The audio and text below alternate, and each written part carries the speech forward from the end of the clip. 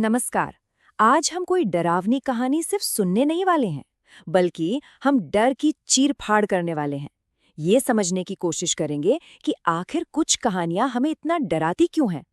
इसके लिए हम दो बेहद खौफनाक कहानियों की तह तक जाएंगे और देखेंगे कि डर पैदा करने का उनका तरीका क्या है।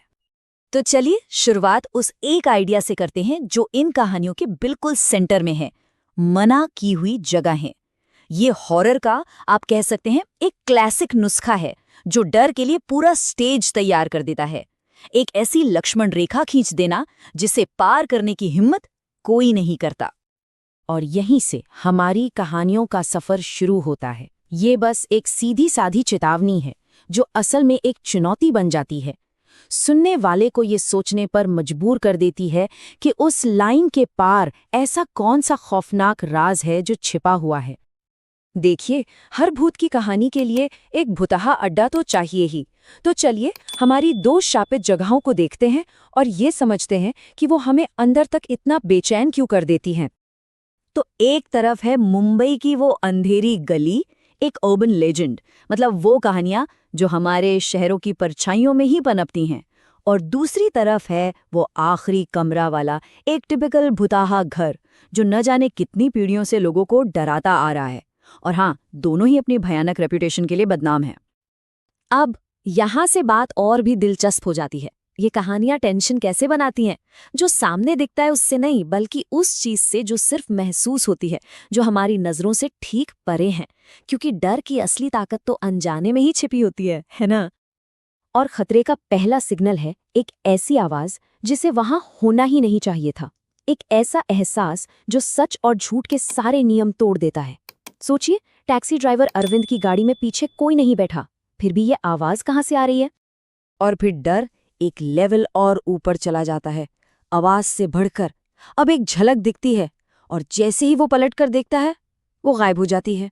ये वो पल है जो अरविंद को खुद अपनी ही आंखों पर, अपने दिमाग पर शक करने को मजबूर कर देता है। क्या उसने सच में कुछ देखा, या ये सिर्फ डर का वहम था?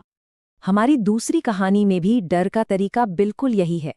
उस हवेली में खोजकर्ता अजय को एक आवाज सुनाई देती है, और वो भी उसके अपने नाम की। ये चीज कितनी पर्सनल है, और यही बात उसे और भी ज्यादा डरा देती है।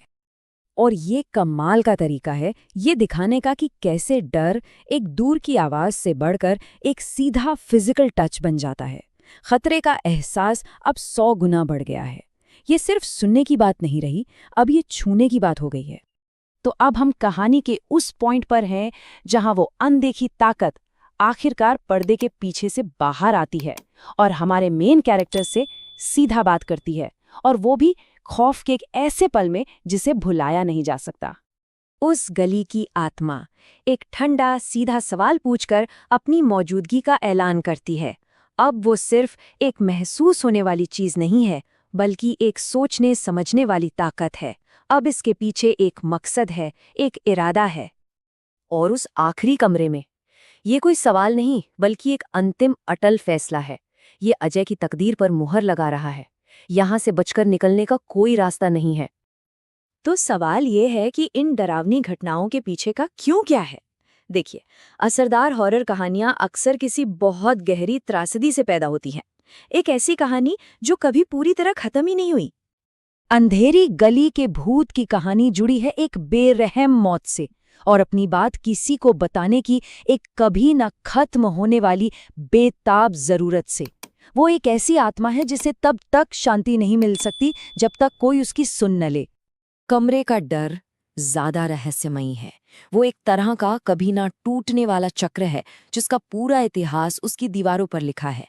एक ऐसी कहानी जिसकी शुरुआत तो हमें नहीं पता, पर उसका एक साफ और खौफनाक पैटर्न है। ये एक ऐसी मशीन है जो कभी नहीं रुकती।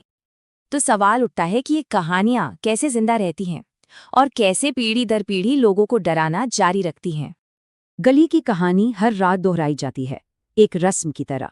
वो कदमों की आहट उस भयानक हादसे की एक लगातार याद दिलाती है जो वहां कभी हुआ था। और उस कमरे की कहानी एक चेतावनी भरी लोक कथा के तौर पर जिंदा है। एक ऐसी कहानी जो लोगों को बचाने के लिए सुनाई जाती है, जो हमें याद दिलाती है कि कुछ दरवाजे ऐसे होते हैं जिन्हें कभी नहीं खोलना चाहिए। क्योंकि सबसे खौफनाक कहानियां वो होती हैं जो असल में कभी ख़त्म ही नहीं होती। वो अपने पीछे एक सवाल छोड़ जाती हैं जो हमेशा हमारे दिमाग में गूंजता रहता है, अगला कौन